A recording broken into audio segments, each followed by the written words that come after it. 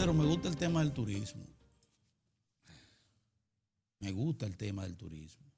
Me gusta cómo vamos con el turismo en la República Dominicana. Y esa participación también destacada de la República Dominicana con esos bancos, con ese banco de reserva, con un stand tan bonito, también hecho, también logrado, el Banco Popular, el Banco BHD. Los tres ahí compitiendo. Activos, ofertando recibiendo y ofertando. Para desarrollar infraestructura. Infraestructura importante en el país. Fíjate que de allá salieron dos informaciones fundamentales, buenísimas, que fue la información sobre el proyecto para desarrollar a Pedernales, pero con una dimensión tal que va a tocar no solo Pedernales, sino que toca 4 provincias del denominado Sur Profundo. Y ahí mismo el Banco de Reserva mostró sus condiciones para participar de esa gran actividad para crear el cuarto polo turístico. Pero lo mismo hizo el Banco Popular, que delineó también políticas dirigidas al financiamiento. Y desde el Estado, entonces, el otro componente, que era el que decía el gran amigo Juan Yadó aquí, que es la disposición del gobierno de marcharle a la infraestructura necesaria para esos fines, con la ventaja de que ya la administración del presidente Danilo Medina le quitó al país un gran peso de encima, un gran obstáculo, que era el elemento legal. La litis que afectaba esa zona de Pedernales ha sido resuelta. Mira, Mozart. Y entonces con esa situación ya están creadas las condiciones para que emprendamos ese proceso grande del cuarto polo turístico en la República Tienes razón Dominicana. de sentirte estimulado. Mira qué es lo que pasa. El desarrollo del polo turístico del este, de todo lo que es la costa de Bávaro y Punta Cana, fue en gran medida el resultado de iniciativas de negocios privadas que se propusieron incursionar en una zona que parecía caída del cielo, una serie de características, una arena limpísima, blanca, playas casi naturales, porque la habían formado, los corales le habían hecho playas naturales, no profundas. Todo se dio. Al hacer así, al pasar así de esa manera las cosas, una serie de desarrollos se aceleraron sin que tuvieran acompasadas de inversiones públicas que suplieran y garantizaran servicios. Entonces, ¿qué pasa? En este momento, ese polo que debe tener 45,000 habitaciones ahora mismo, Punta Cana, todavía está Macao, está allá abajo, no tiene, por ejemplo, un servicio de agua potable fiable. Oiga, ¿por dónde va la cosa? Oiga esto. No tiene un servicio de agua potable fiable, porque la mayor parte del agua de la zona se le suministra con pozos terráneos. Hay un acueducto, pero que no es suficiente. No tiene sistema de alcantarillado también fiable. La mayor parte de los hoteles que allí hay, los grandotes, han hecho su propia planta de tratamiento y han tenido que verter en las afueras del mar, pero soluciones individuales. De no haber sido por la iniciativa, y aquí te voy a reconocer, tú que me dices que a mí que soy un crítico, un persecutor, de Rolando González Bunter, que montó, que yo no lo conozco ese señor, a la empresa generadora, aprovechando en el 88, y aquí se creó una ley que nomás duró 2 años, que le permitía a los inversionistas privados montar iniciativas de generación y distribución al mismo tiempo. Y ese que es un visionario. Sí, ese es un visionario. Ese es un visionario. Y se agarró y montó la empresa Punta Cana Macao, junto con el señor Guaró Aliranzo, porque eran socios. Otro visionario. Y montaron ahí en Romana una planta, ellos mismos, de 25 megavatios, para garantizar el inicio de esos desarrollos. Más luego, porque son habilidosos, ambos contactaron al gobierno y consiguieron que, incluso pasándole por encima a la Ley General de Electricidad, se le tirara una línea dedicada de una línea dedicada de alta tensión desde San Pedro de Macorís hasta Bávaro, Punta Cana, allá Punta Cana, Macao. Y además que esa energía partiera de una planta que estaba supuesta a ubicarse en la costa norte y que por influencia de ellos se decidió ubicarla en la costa de San Pedro de Macorís, Sultana del Este. 150 megavatios, una planta flotante compuesta por motores de Huarcila de unos 20 megavatios cada uno. Hace unos años, fue en tiempo de Leonel Fernández, que lo permitieron. Sí. Y se hicieron los locos y lo dejaron pasar. Sí. Pero era la única forma de ganar. Sí. Energía, que es cara, oigan esto. Sumamente cara. Sumamente cara esa energía, pero es segura. Sí, seguro. Es más, la mayor parte ya se dice que Punta Cana Macao está lista para que todo el sistema de distribución sea automatizado, sea electrónico. Los contadores son manejados por un sistema de computadora que anulan. Que anulan el chequeo visual. Pero no solamente eso. Ellos también tienen su propio sistema de comunicación. Él está tirando líneas propias de fibra óptica en su línea. Está desarrollando un sistema de comunicación propio. Y tú sabes lo que anunció ahora, que no sé por qué no lo he visto difundido en la prensa. Va a poner en la zona donde está ubicada varios sitios de despacho de carga de energía eléctrica para los autos eléctricos. ¿Y quién te dijo eso? Tú estás muy enterado. Tú te juntas con... ¿Sabes quién? El León de Francis, mi hijo, que compró un carrito eléctrico. Está pasando muchísimo trabajo para sacarlo de aduana. Pero ese León, que siempre vive ahí, me dijo, mira, tú sabes qué, digo, ¿y dónde está eso? No, ya yo lo chequé, está en internet, en efecto, es verdad. Pero varias, son 30 estaciones que va a montar, 30 puestos en la zona. Ese es un León, ese González Bunte. ¿Cómo? Pero te estoy diciendo. Yo nunca el equivalente a estaciones de gasolina, estas son estaciones eléctricas. Yo solo el nombre, González. Para la carga de vehículos eléctricos de todo tipo. Entonces, que es una tendencia. Por ahí que anda la cosa. Que es una tendencia. Es bueno que ustedes sepan que en el 2025 estará suspendida la producción de vehículos de combustión interna en toda China. Todo tiene que ser eléctrico, camiones, autobuses. La tendencia es hacia...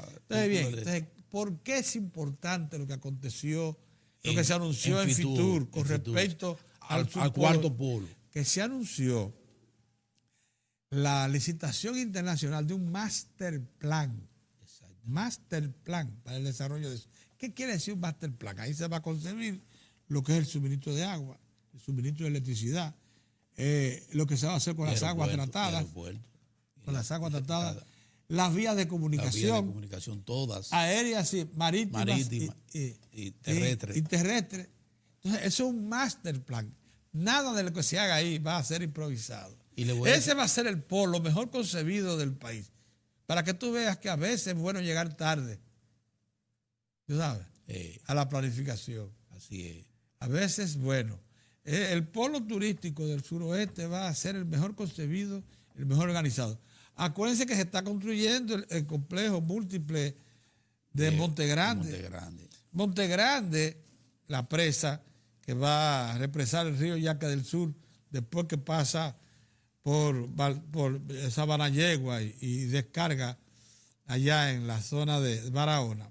Antes de descargar, se va a embalsar ahí 300 millones de metros cúbicos de agua. Es una gran presa.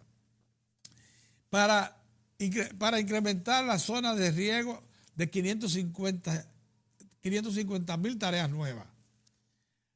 Para facilitarle hasta 6 metros cúbicos por segundo de agua a un acueducto múltiple que ya existe, Asuán se llama, que si se le hacen ampliaciones debidas, va a alcanzar para suplir de agua potable a Barahona, a Bauruco y a Pedernales.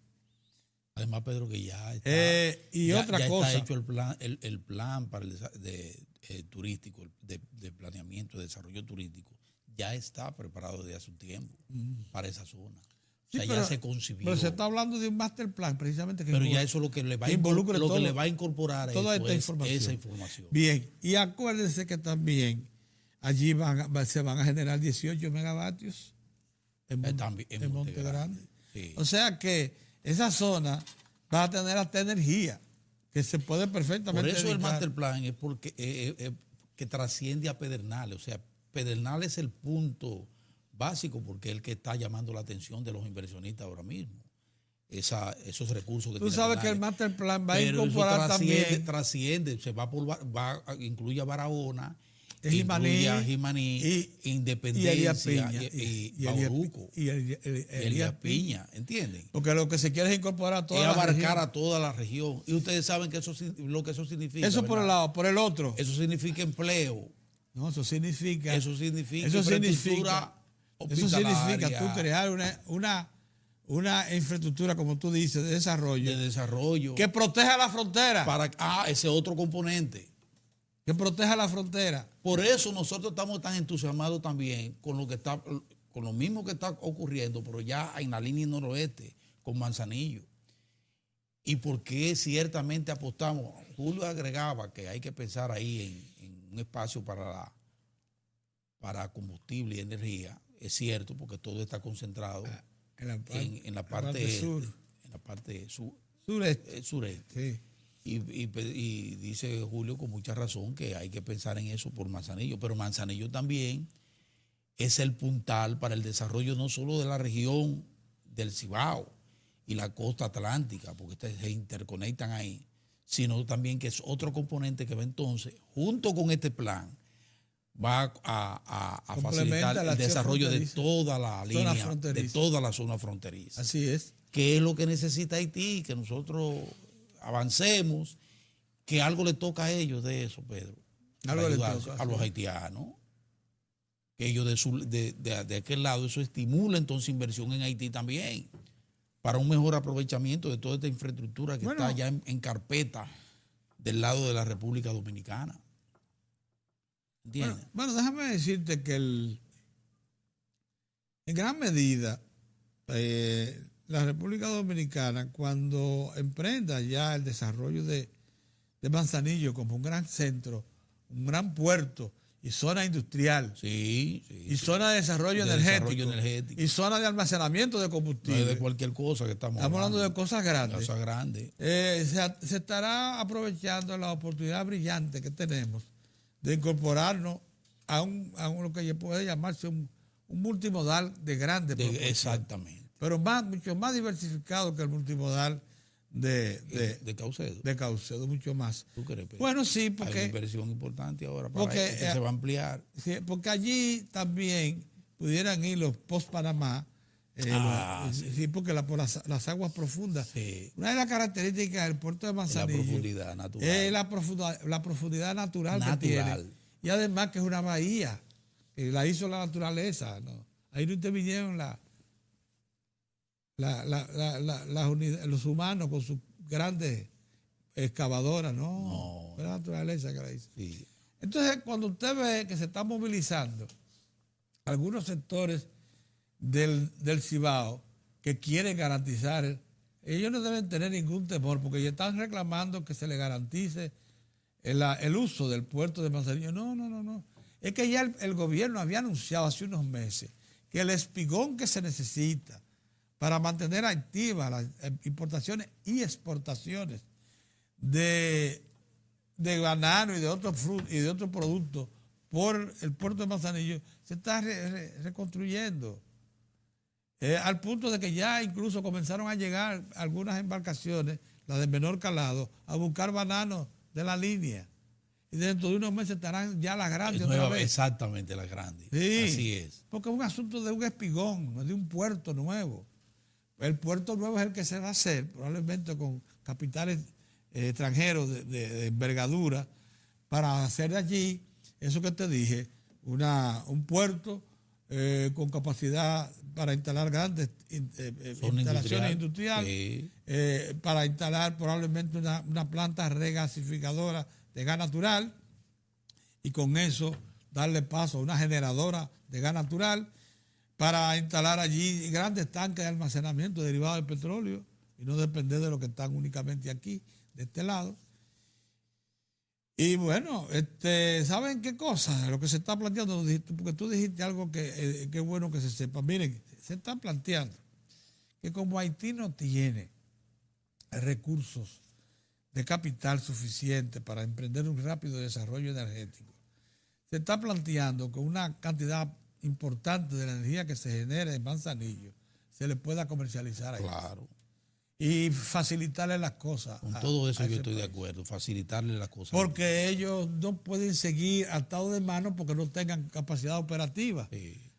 Ahí sí puede intervenir el Estado Dominicano. Claro que sí. Ya ese mismo Rolando González Bulto, el que mencionábamos, Sí. ese señor ya tiene, oigan esto, él tiene la concesión de transmisión y distribución de energía en Haití. Tú deberías tomarte un café. Para lo que tú dijiste. Sí, es así. Es un tipo de visión. Es un visionario. Y hace tiempo de eso. Claro, un visionario. ¿Sabe? Está listo para recibir ese tipo de facilidades. Tú dices que debieras tomar un cafecito. Tú deberías tomarte. Hay dos personas con las cuales tú deberías tomarte un cafecito. Es González Buster y el amigo Guaro Alirán. Ah, sí. Ya nos están echando la paloma. Esa gente con tanto tiempo. Ah, sí, sí. Irradiando el país, o sea, una presencia importante, porque en el marco de lo que son capitalistas, de visión. De visión. Y gente atrevidos que se meten en cosas grandes. Sí, aunque han hecho sus bellaquerías, que todos reconocemos. Pero son gente con grandes aportes al país, Pedro, también.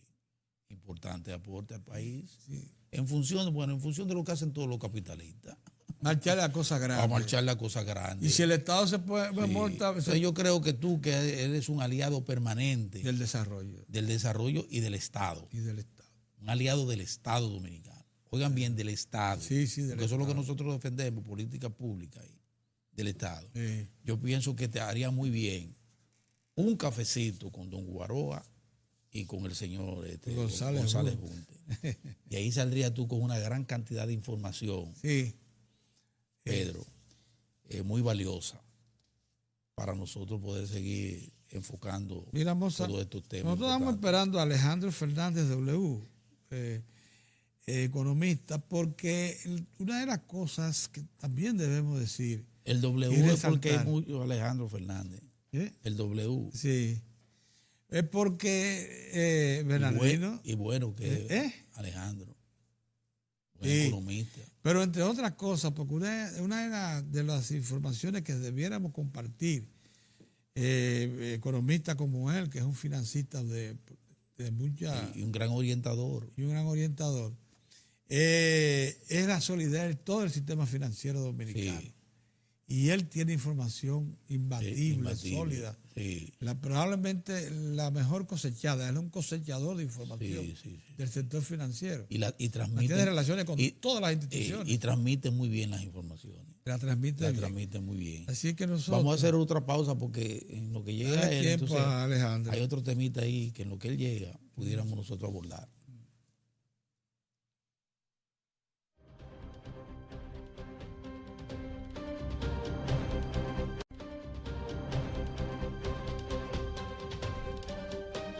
Bien, señores, tal como lo anunciamos, está con nosotros el economista Alejandro Fernández W. Wilpor. WHIPPL. Óigame, ese va a ser un poquito lo dejen W para que la gente no se complique. No, la marca es Wilpor. Economista y realmente es un hombre más que todo dedicado al tema de las finanzas. Sí. ¿Por qué es necesario con alguna periodicidad contactar a Alejandro Fernández, como lo hacemos aquí en Diario 4? Porque una de las cosas que caracteriza el desarrollo económico y social dominicano de los últimos años, las últimas décadas, es que lo ha hecho superando un problema que parecía ser endémico en la economía dominicana. El sector financiero no era fiable y lo demostró más de una vez.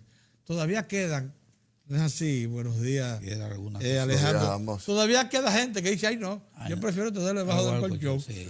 Porque las frustraciones fueron Sí, muy grandes, terrible. las decepciones. Así es. Y la verdad que fue algo cíclico por muchos años, durante los 80, iniciando los 90, y obviamente sobre todo en la crisis del 2003-2004. Pero lo cierto es que por lo menos lo que tiene que ver con la banca regulada y supervisada, en los últimos, ya se puede decir, 15 años, si ha habido algún ruido, ha sido un ruido pues mínimo de 0.005% de lo que sea del tamaño del mercado, y siempre va a haber, porque la banca, las instituciones financieras son entidades gestionadas por humanos que también pueden fallar, y nada, pero ha sido mínimo realmente. Y en general sí hay buena base para mantener la confianza al sector financiero y también al sector financiero, el seguir apoyando a toda la población dominicana. Hay algo que a mí, a propósito de esa solidez, esa fortaleza y esa confianza que ha retomado el sistema financiero dominicano, siempre me viene a la mente, a propósito de la ley de lavado de activos, que es un componente que ha impactado severamente diferentes sectores de la vida nacional. El caso inmobiliario, en el caso de los vehículos, ¿verdad? Ha habido un impacto. Casinos. En los casinos ha habido un impacto importante en función de darle la mayor transparencia posible a los recursos que circulan en todo el engranaje financiero de la República Dominicana. ¿Cómo ves esa ley en función de ese fortalecimiento del sistema financiero? Mira, que yo creo que desde antes ya el sector financiero, tanto por regulación local, pero también porque se lo exigen los bancos internacionales, los bancos corresponsales de fuera, había ido avanzando mucho en materia de lavado de activos, pero ya ahora lo que ocurre es que otros sectores que antes no estaban, digamos, con la misma regulación, también lo van a estar viendo, y eso tenderá, yo creo que, a fortalecer y que tengamos un sistema mucho más transparente y mucho más confiable. Dicho eso, oye, uno ve casos, por ejemplo, como el de Odebrecht, que evidentemente también impactó a nuestra banca a nivel local, como impactó a los mercados internacionales y a los bancos internacionales de primera línea, porque en su momento Odebrecht se entendía, por ejemplo, que era una empresa también de una buena reputación y demás. Entonces, sí, riesgos siempre hay. El tema es ya tratar de ver cómo se pueden mitigar y cómo se puede asegurar esa confianza. Y hablamos un poquito ahora también, hay otro componente que se está dando en función de lo que se ha denominado la alianza público-privada, en el sentido de que, bueno, el sector productivo, y ahí tenemos nosotros casos muy específicos que han traído incluso crecimiento hasta los niveles de un 7% el año pasado del producto. En el caso del sector financiero, esa alianza público-privada, ¿cómo la ve? La función de las autoridades monetarias y financieras, la superintendencia de bancos y la articulación con las entidades financieras. Mire, yo creo que lo de la alianza público-privada, ahí el sector financiero sobre todo jugará un rol, digamos, de apoyo, de respaldo. Muchas de esas alianzas se establecerán sobre fideicomisos y ahí pues las fiduciarias del sector financiero jugarán un rol en apoyarlas. Por ejemplo, ahora mismo hay una de las... No es técnicamente público-privada porque básicamente se ha quedado todavía bajo lo público, que es el fideicomiso RD Vial, ¿verdad? Que se respalda, digamos, se trabaja con el apoyo de la fiduciaria Reservas, del grupo Reservas. Pero fíjense que ahí cuál es el concepto, que el Estado aportó a un fideicomiso unos activos, en este caso los peajes de esas rutas, y de esos recursos que se captaban, entonces se canalizaban para fines de mejorar y de asegurar la calidad y el mantenimiento de las rutas. Ahora, ya en un plano estrictamente público-privado, eso se hubiese estado gestionando, digamos, en manos privadas. Hay ejemplos, hay que decir que hay ejemplos que no han sido tan favorables, por ejemplo, de algunas concesiones viales que se dieron en algunas partes del país, que resultaron ser público-privadas. El Estado pues, se trabajó todo un proyecto vial, se entregó a manos privadas para fines de la gestión, y ha salido extremadamente costoso. Entonces, no fue bajo esa estructura de APP, sino de concesiones. Pero ojalá también que se puedan revisar ese tipo de situaciones para que no se repitan en el futuro. Entrémonos en el asunto de los fideicomisos, que es una cosa sumamente interesante. Cuando se crea la ley de seguridad social y se acumula los dineros que tenemos ahí ahorrados, 12 mil millones de dólares equivalentes, nos hicimos de la idea de dos cosas: que teníamos recursos suficientes para emprender con una acción concreta asunto que ha estado muy lejos de las posibilidades del Estado, una construcción masiva de viviendas de nivel medio, pero no regalar, masiva de viviendas con esos recursos. Y número dos, que tendríamos entonces también recursos al estilo del fideicomiso vial para poder emprender obras de infraestructura con esos recursos. Parece que en el caso del vial el asunto está funcionando, aunque me queda una duda de si la captación vía los peajes es suficiente garantía para los créditos que toma obras públicas para hacer obras. Mira, según la calificadora Feller, que ha estado evaluando ese proyecto, le tiene una calificación muy buena y entiende que sí, de que es viable. Yo tengo mis dudas al respecto, aunque no conozco los números al detalle. Sí sé que ha ido mejorando significativamente, sobre todo, por ejemplo, en los últimos 12, 18 meses. Pero cuando lo vi tiempo atrás, que realmente hace como 3 años, los números como que no estaban cuadrando en ese momento. No sé si han logrado mejorar ahora. Ahí sí hay un respaldo de los fondos de la Seguridad Social.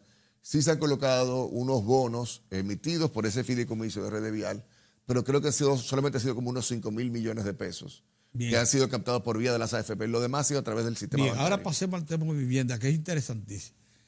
Se dijo desde cuando se decidió cómo se iban a usar los fondos de la seguridad, que un 20% de los recursos ahorrados de la Seguridad Social iban a estar disponibles para la figura del fideicomiso, emprender la construcción de viviendas, que por cierto estaban garantizadas porque se le iban a vender a trabajadores y empleados que obtuvieran suficiente beneficio como para disponer de 8.000 pesos mensuales. Se le iba a prestar a 20, en algunos casos hasta 30 años. Parecía todo redondo. ¿Por qué eso no ha progresado? ¿Por qué eso no ha arrancado con la velocidad de vida? Bueno, vamos a ver. En primer lugar, la figura del fideicomiso surgió realmente con una ley del 2011. Sí. Ya lo de la Seguridad Social viene de antes, del 2001, sí. 2002. Entonces, hubo, digamos, que ese rezago en cuanto a eso. El límite al cual tú te refieres es que, bueno, sería un límite máximo. No quiere decir que se iban a colocar todos los recursos por esa vía.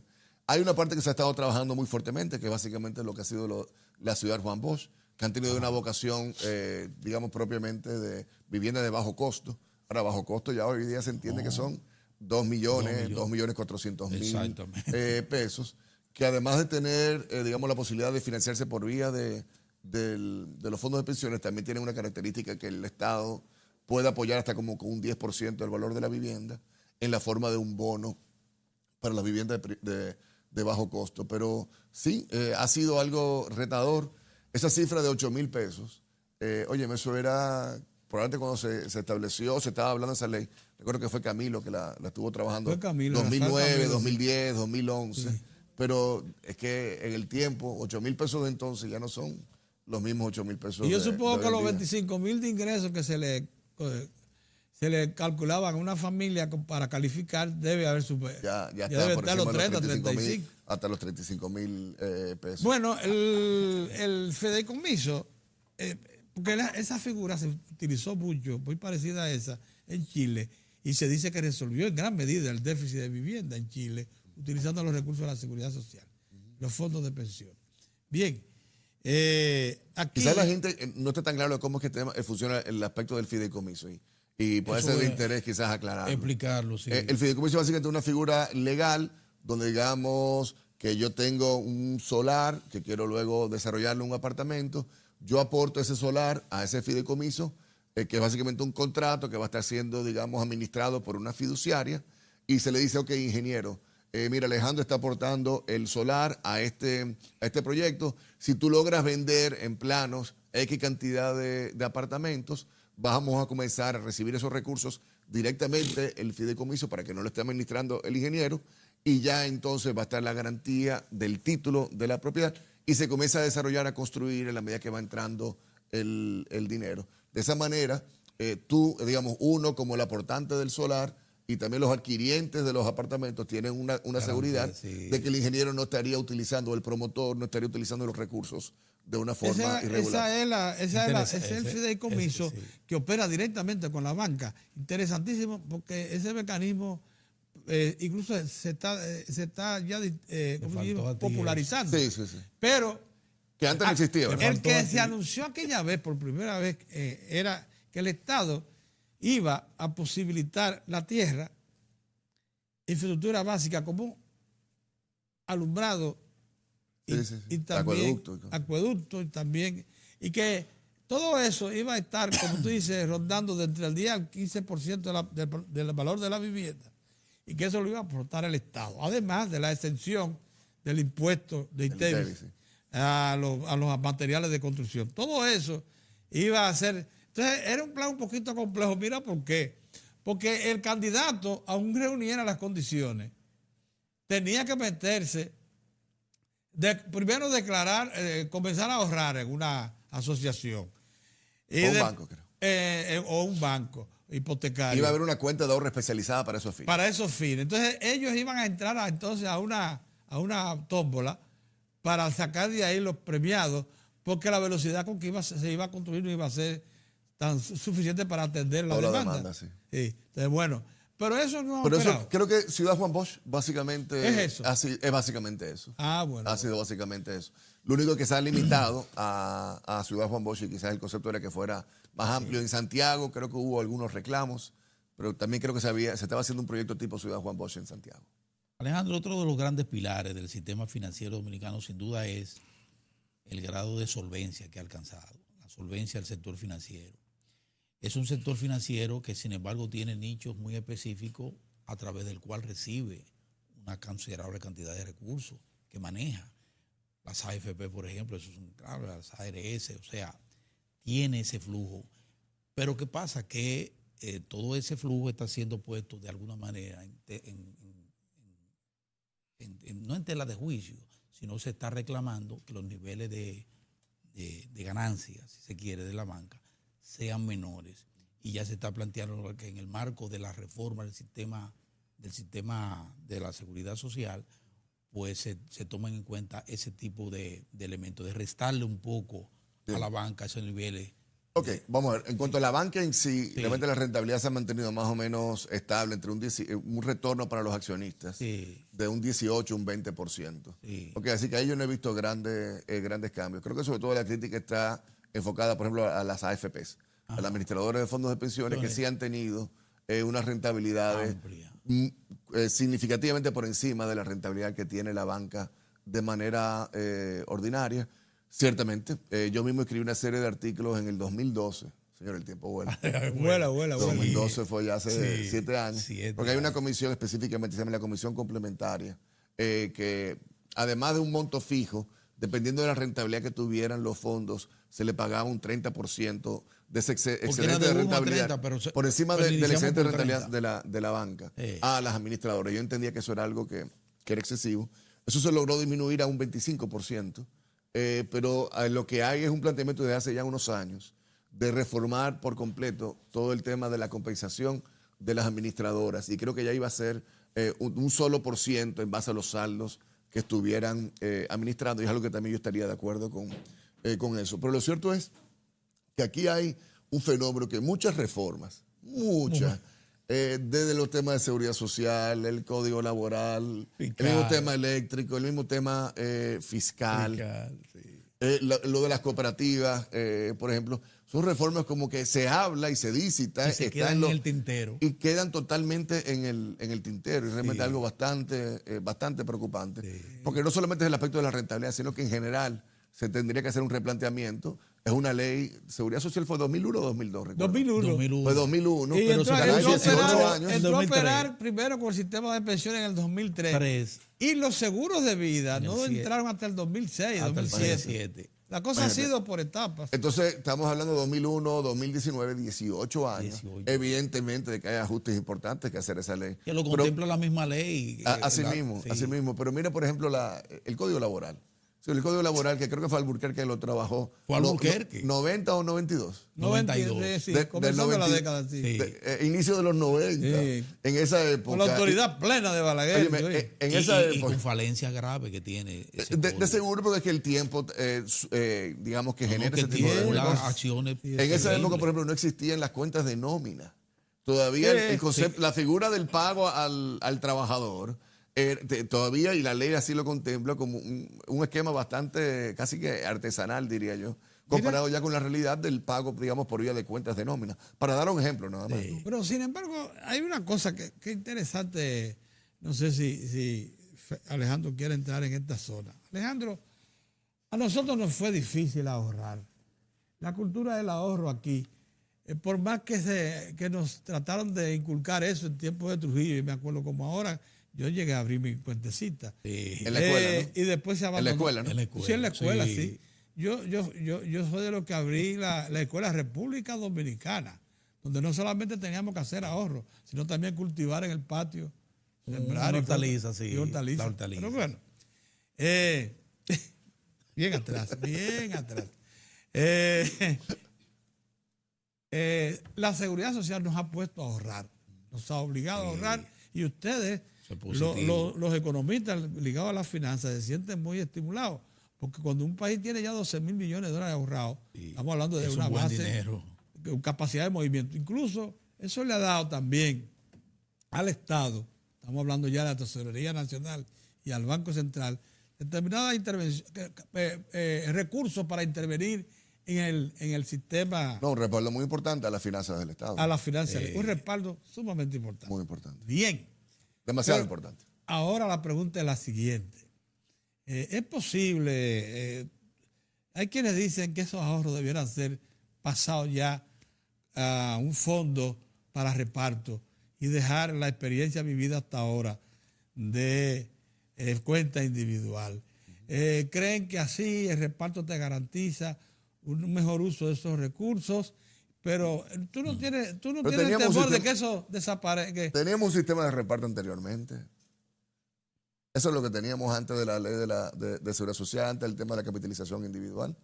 Y ve a ver todavía en Hacienda las huelgas que se hacen ahí. Con los cañeros. Con los cañeros Con todavía los cañeros. procurando Sí, es verdad. temas de suspensión. A mí no me queda, eso a mí no me queda particularmente tan claro. Ahora, dicho eso, no quiere decir que el sistema de capitalización individual y en general todo el sistema tiene muchísimos temas, muchísimos aspectos que deben trabajarse y fortalecerse. Aquí la evasión, la seguridad social sigue siendo muy alta. Aparte de los temas de lo de la compensación a las AFPs, que ya establecimos que se tiene que replantear. Pero aquí los temas de la evasión a la seguridad social siguen siendo muy altos.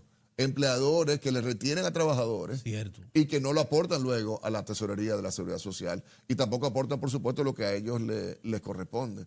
Y también tenemos una gran inestabilidad laboral, porque para que el sistema de capitalización individual funcione, contemplaba la idea de que tú por 20 o 25 o 30 años ibas a estar aportando de forma regular, recurrente, consecutiva, una parte de tu sueldo. Pero ¿qué es lo que estamos viendo en la realidad dominicana? sueldos. Que en primer La lugar, movilidad es la pero cosa los que sueldos, hay una sueldos. volatilidad muy alta y tú entras a la parte al sistema formal, sales al sistema informal, chiripeas, no aportas al sistema, luego vuelve y te restablece y cuando vienes a ver, creo que el promedio realmente de lo que la gente está, la regularidad con la que se está aportando, no es pero para nada lo que se había contemplado originalmente en los O supuestos. sea que mucha gente va a llegar a los 60 años y no va a tener aporte suficiente Lamentablemente. ahorrado como para tener una pensión Es más o así. menos digna. Mira, asumiendo, vamos a ponerlo así, asumiendo que tú se aportaras de manera regular durante tus 25 años o lo que fuera, al momento de la pensión, creo que los modelos dicen, habla como de un 30 o 35% de tasa de reemplazo.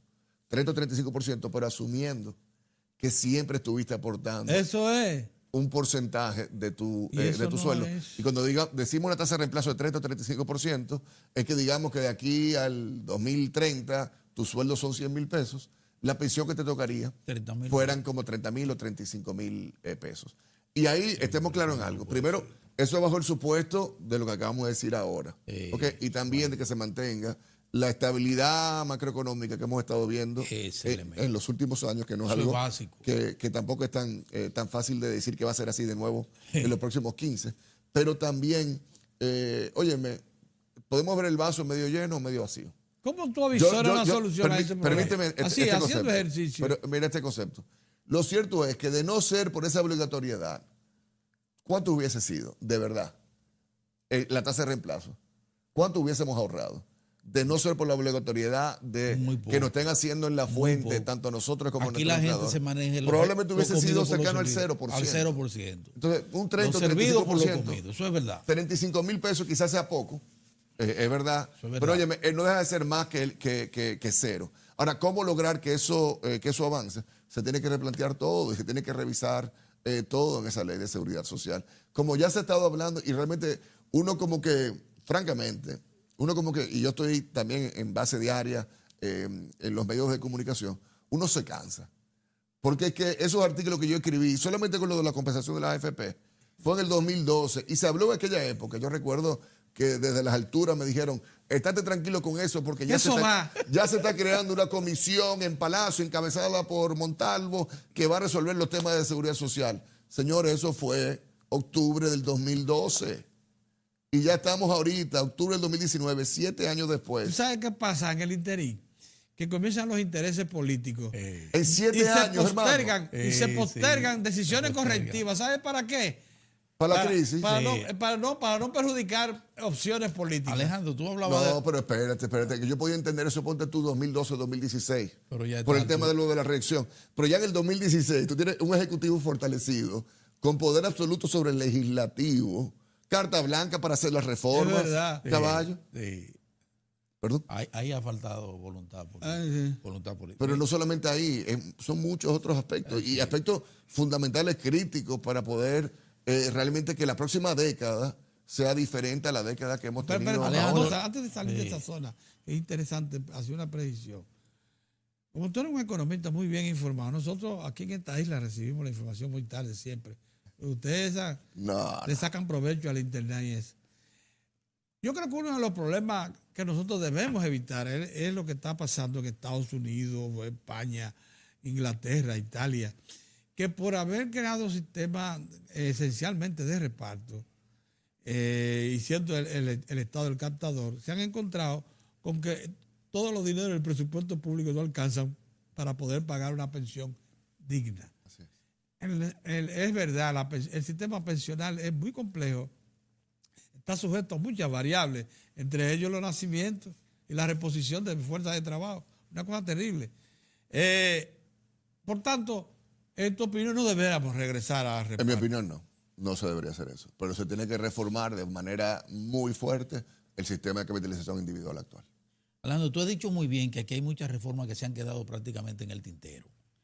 Pero si hay algo que no se ha quedado en el tintero, y yo pienso que el sector financiero juega un papel fundamental, es el tema de la inversión y el turismo. La inversión, porque tenemos una inversión directa extranjera fabulosa, ¿verdad? Tenemos en proyección también inversiones nuevas, frescas, con la alianza con China, ¿verdad?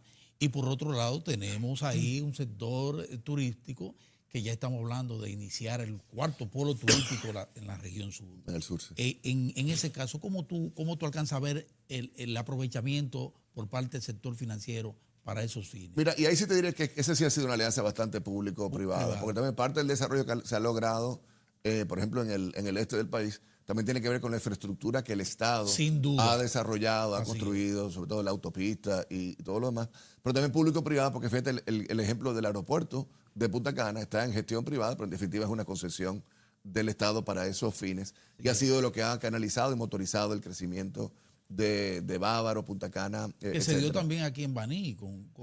También se está en eso aquí más en el sur. Ojalá que se termine de desarrollar y que sigamos avanzando. Los números de turismo sí realmente que son extraordinarios. Estamos hablando casi, hasta ahora recientemente han caído un poco, pero durante 6 u 8 años tuvimos crecimiento del turismo doble dígito, mes tras mes tras mes. Y realmente que ha sido algo bastante impresionante y creo que es un trabajo conjunto del sector empresarial y del sector público. No obstante, óyeme, hay veces que a mí me preocupa cuando yo veo el tema del sargazo. En general, la parte medioambiental, pensando en la economía, digamos, del 2030 o del 2040, es algo que pudiese preocupar.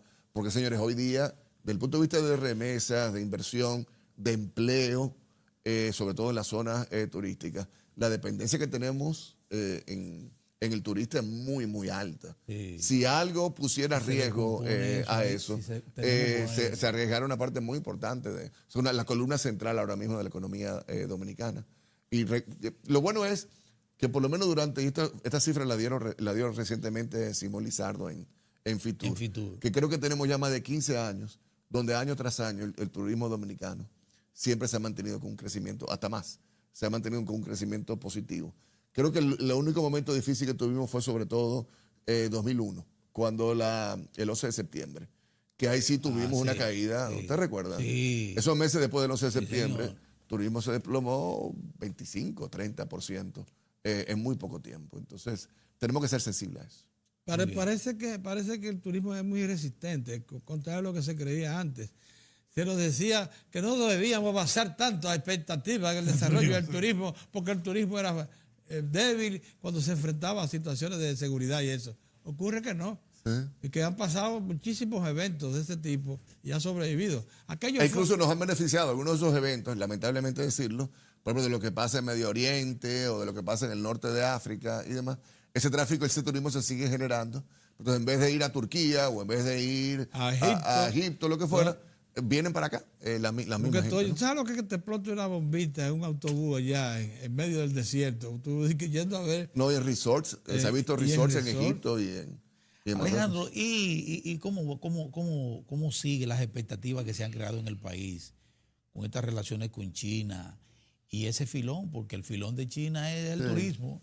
¿Cómo lo ves? Yo no sé. ¿Tú crees que estamos trabajando en función de sacarle provecho a eso? Pues no lo sé. Ahí vi unos carros bomberos, ¿vieron? Que fue el primer aporte. 40, un tablazo. Un aporte. Pero moderno. Sí, muy bien. ¿Serán compatibles con los sistemas nuestros a nivel de...? Sí, son compatibles. No, quizás la escalera sea por detrás. No sé, no. No sé, habría que ver eso. No relaje con esa. Son excelentes. Voy a llevar para que vea esa vaina. No me digas. Bueno, mira, yo lo veo bien. Lo que pasa es que yo todavía por tema de distancia, China es retante, ¿no? Entonces, ponte a ver. Pero Cuba tiene. Pero vamos a verlo de esta manera. presentas. Vamos a verlo de esta manera. Cuba tiene vínculos con China ¿desde cuándo? Desde siempre. Pero Cuba no tiene lo que tenemos nosotros. No, pero sí tiene su industria de turismo. Sí, y sí compite. Competimos con. Pero nosotros hemos avanzado mucho. De acuerdo, pero por ejemplo, el turismo español, por cierto, el turismo europeo. El turismo de casino, por ejemplo, aquí, que le interesa mucho. Pero oye, no le fuimos muy adelante ya a los cubanos. Porque el problema uno no suponía, cuando se hacía aquellos famosos análisis de los 80 y los 90 acerca de que el turismo era muy débil y que depositar tanta fe en eso. Alejandro. Se decía que eventos de esa naturaleza, y oye lo que ha pasado, uno no tomaba en cuenta que para tú desarrollar una industria turística tienes que suministrarle valores nativos de importancia, alimentos que yo con calidad. El servicio. Los servicios. Sí. Entonces, ¿qué ha pasado?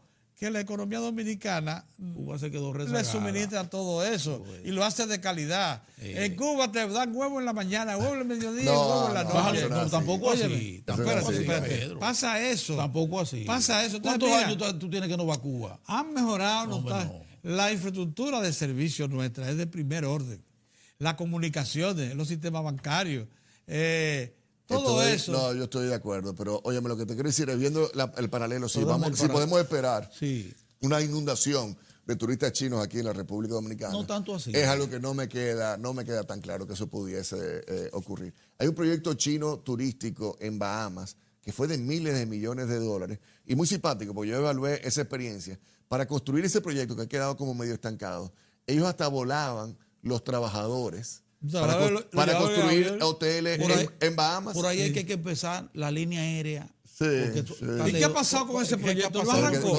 No arrancó, se quedó estancado. Fue un elefante blanco. Un elefante blanco. Mira, en definitiva, con China yo lo veo muy positivo, el hecho de que ya... me da un poco de pena, francamente, por los chinos de Taiwán, porque de verdad que durante muchos años sí fueron muy solidarios, hicieron sus aportes y demás.